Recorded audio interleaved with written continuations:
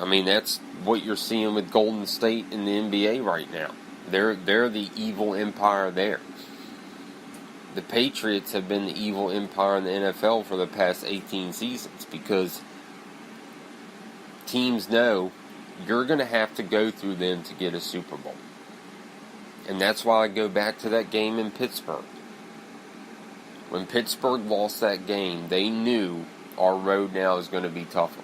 Now, they didn't even get that shot because they didn't even get past Jacksonville.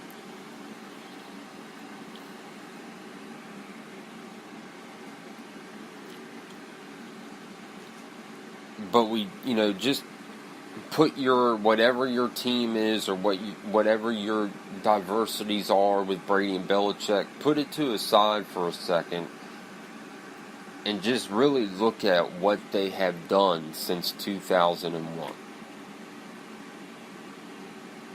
I mean, it's a span of accomplishments and records and wins that we will never see again. What we're seeing Brady and Belichick in New England do, we will never see it again. Period. It's pure dominance.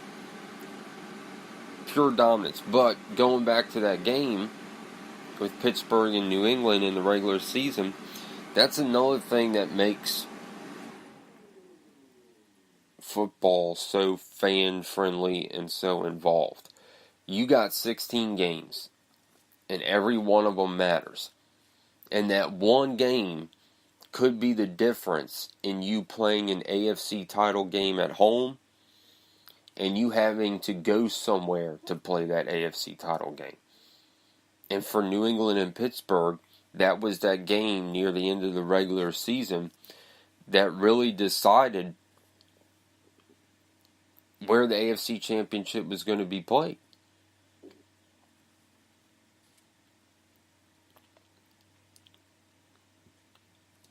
And when you look at after that loss, what happened to Pittsburgh after that loss to New England in Pittsburgh? You started having the team issues. You started having Le'Veon Bell talking about, we got to make adjustments. Then he started talking about his contract issues. He didn't even do the walkthrough before the game against the Jaguars. After that game, you had Big Ben talking about how it was the coaching staff that called that play and that he didn't want to do that in the red zone. They fell apart after that loss because they knew if we get to the AFC title game, we're going to have to play it in New England. And that's a place that Big Ben in Pittsburgh has never succeeded in, has never had good games in.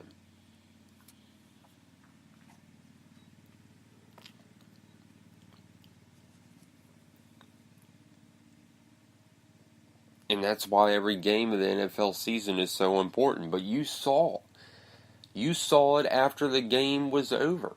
That Pittsburgh team was lost. They were falling apart. And when they lost to Jacksonville, it was a combination of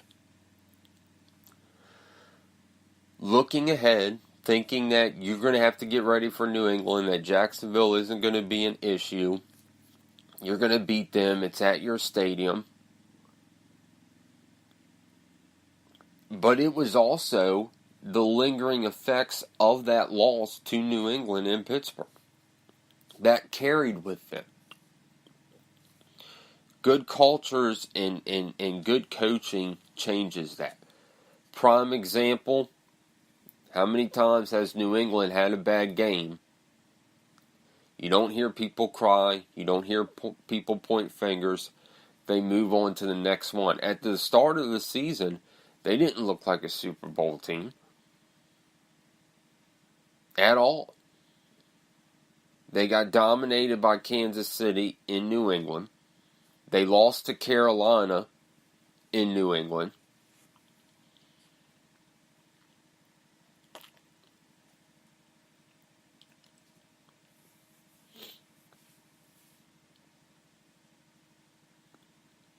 But even in that, 3-2, 1-2 chaos, nobody broke roll, nobody broke rank, nobody cried about contract or cried about how they were being used on the team or pointed fingers at the coaching staff. They just went on to the next game, they got it done, finished 13-3, and now they're in the Super Bowl.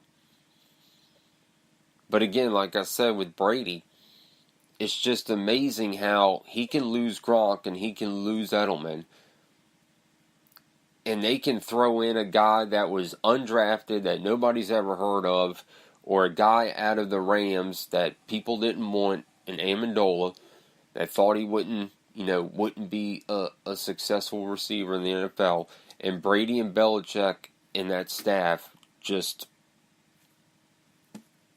make it look like it's nothing. And this has been the constant. This has been the constant.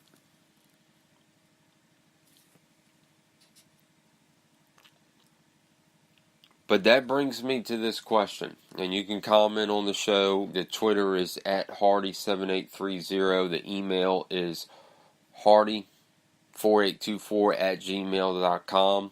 If you're listening live to the show, you can chat on the show page. If New England does win this Super Bowl, and it's back-to-back, they would be the first team to win back-to-back Super Bowls since the 97-98 Broncos. It would be Brady and Belichick's 6th Super Bowl together. They've gone to 8. If they win this one, it would be their 6th win together. Some people look at how that AFC Championship was celebrated as the final hurrah.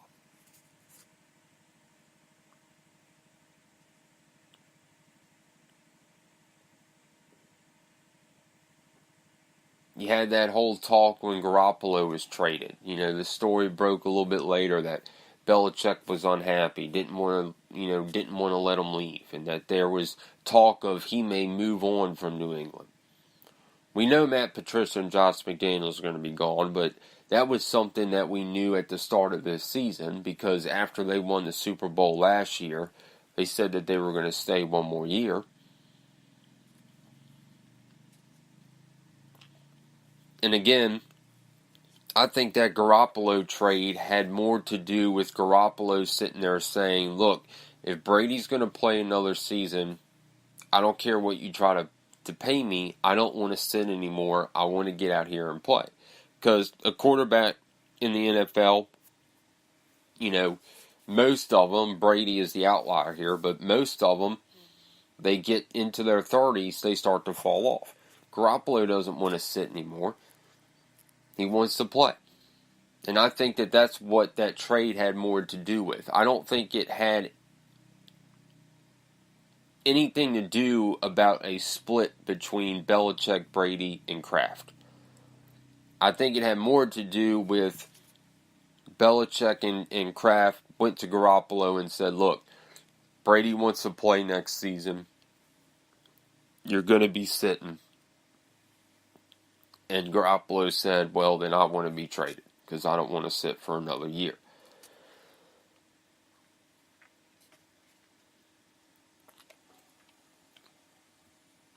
And all signs are pointing to that Belichick isn't going nowhere, even if they do win this Super Bowl, and neither is Brady. But we all know this can't last much longer. It just can't. But again, put your, whatever side that you're on, put your Patriots diversity to the side. And just really appreciate everything they've done and accomplished, because you're never going to see this again. You're never going to see this type of dominance and brilliance ever again. And again, two of the things that stand out to me is the way they keep things in-house and the way they keep things together. Even with all that Garoppolo stuff that went on, and then you had the whole Brady hand situation, nobody broke rank. Nobody spoke out. Nobody went behind somebody's back. They stayed uniformed. They stayed united. The loss against Kansas City, the loss against Carolina at the start of the season, nobody broke rank, nobody pointed fingers. They stood united. Pittsburgh loses to New England in Pittsburgh. They start to point fingers at each other, and they started to fall apart once they lost that game.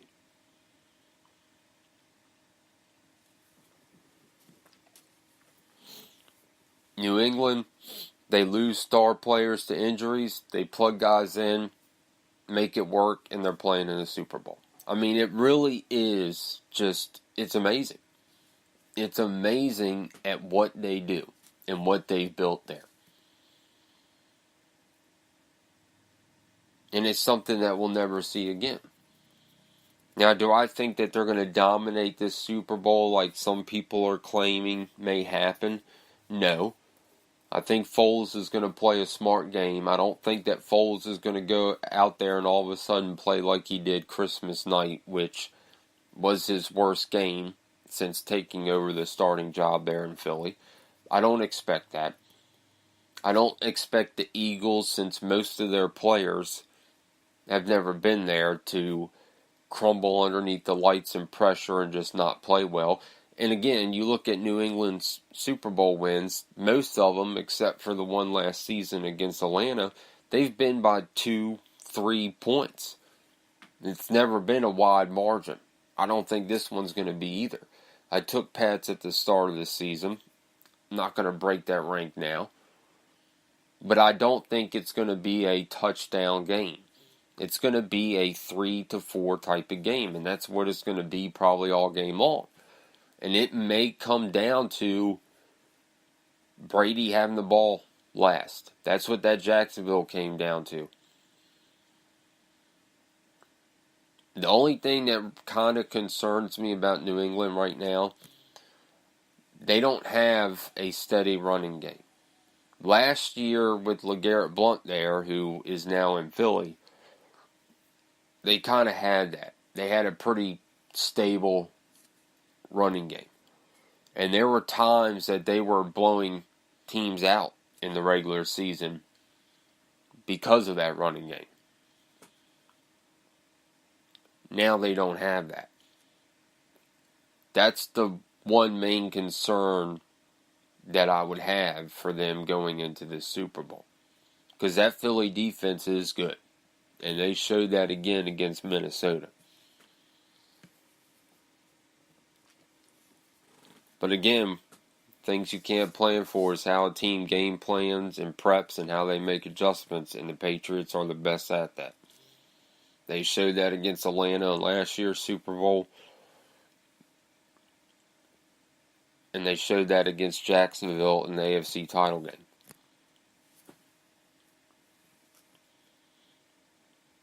And I said this on last night's show. You look at Philly as a complete team. Obviously, I give New England the edge in quarterback position. But you look at Philly as a complete team. They have a very good running game with LeGarrette Blount and Jay Ajayi. They have a very good offensive line. And they have a very stellar pass rush in secondary. They have a very well-built team.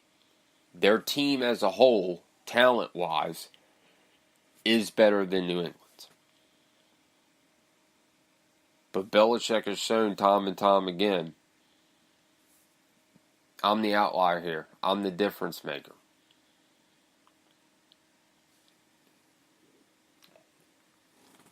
But if they do indeed win this one, and they go back-to-back, would you be surprised if Brady ends up turning around and saying, you know what, I'm going to be 41 at the start of next season. I just went back-to-back. He's probably going to win league MVP. Belichick, he's 63, 64, something like that. He's going to lose both coordinators to head coaching jobs. Does he say, and I said this a while back and I stand by it,